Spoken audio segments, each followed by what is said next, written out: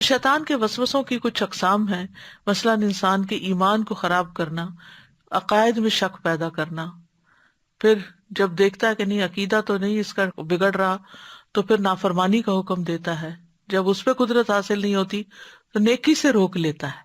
یعنی ایک ہے گناہ کا حکم دینا، اور ایک اسے پتا ہے اس نے غلط کام نہیں کرنا، اس بندے نے یہ بڑا مخلص ایماندار بندہ ہے، لیکن یہ جو نیکیوں کے بھاگ بھاگ کے کام کر رہا ہے بڑے شوق ذوق سے اس کو روک لو.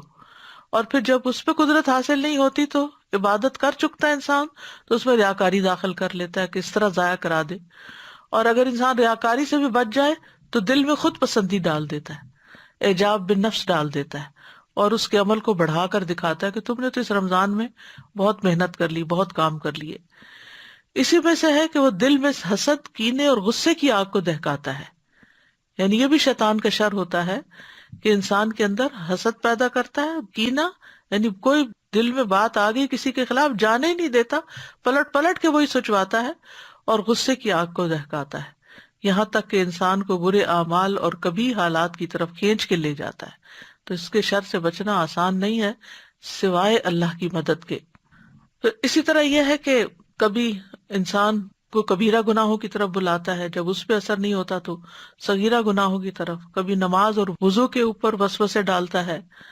کبھی ایسا ہوتا ہے کہ انسان کو کوئی عضو دھونا ہوتا ہے تو اس بارے میں اس کو شک ہوتا ہے. کبھی پھر نماز کے اندر یہ کہ 2 رکعتیں پڑھی ہیں یا 4 پڑھی ہیں اس میں شک ڈال دیتا ہے.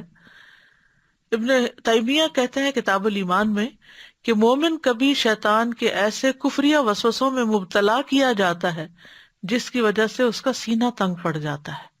یعنی دل میں اتنے برے برے خیالات آتے ہیں کہ انسان اپنے آپ سے تنگ ہو جاتا ہے. ابن عباس کہتے ہیں کہ آدمی نبی صلی اللہ علیہ وسلم کی خدمت میں آیا اور کہنے لگا، اے اللہ کے رسول، ہمارے دل میں کچھ خیالات آتے ہیں. اور وہ اشارے کنائے سے کچھ اس طرح کہہ رہا تھا کہ ان خیالات کو زبان پر لانے کی بجائے کوئلہ ہو جانا اسے زیادہ پسند ہے. تو رسول اللہ صلی اللہ علیہ وسلم نے فرمایا، حمد اس اللہ کی جس نے ابلیس کے مکر کو وسوسے کی طرف لوٹا دیا. یعنی صرف خیال تک اس کو قدرت دی، باقی اور وہ کچھ نہیں کر سکتا. ایک اور روایت میں ہے کہ انہوں نے کہا کہ ہم وسوسوں کے بارے میں بات کرنا بہت سنگین خیال کرتے ہیں. تو آپ نے فرمایا، الحمد للہ الذی رد کیدہ الی الوسوسہ. اور یہی جملہ اگر انسان پڑھے وسوسہ آتے وقت تو بھی وسوسہ دور ہوتا ہے. یعنی اس وسوسے کا پیدا ہونا اور انسان کے دل میں اس کی کراہیت ہونا، اس کا اس وسوسے کو دل سے دور ہٹانا، یہی خالص ایمان کی علامت ہے. جیسا کہ ایک مجاہد کی مثال ہے، اس کے پاس دشمن حملہ کرنے کے لیے آ جائے تو وہ دفاع کرتا ہے، اس کو دور ہٹاتا ہے یہاں تک کہ اس پر غالب آ جاتا ہے، اور یہ بہت بڑا جہاد ہوتا ہے.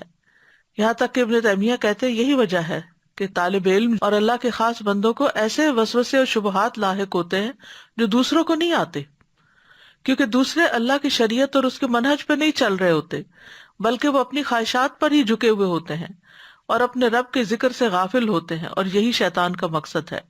ان کے برعکس وہ لوگ جو علم اور عبادت کی صورت میں اپنے رب کی طرف متوجہ ہوتے ہیں، شیطان انہی لوگوں کا دشمن ہے. یہ ان کو اللہ سے روکنا چاہتا ہے، خیر کے کام سے روکنا چاہتا ہے. اسی طرح آپ دیکھیں کہ مل جل کے کام کرنے میں کتنی برکت ہے، لیکن جو لوگ دین کا کام مل جل کر کر رہے ہوتے ہیں ان پر اور طرح کے وسوسے لا کے ڈالتا ہے.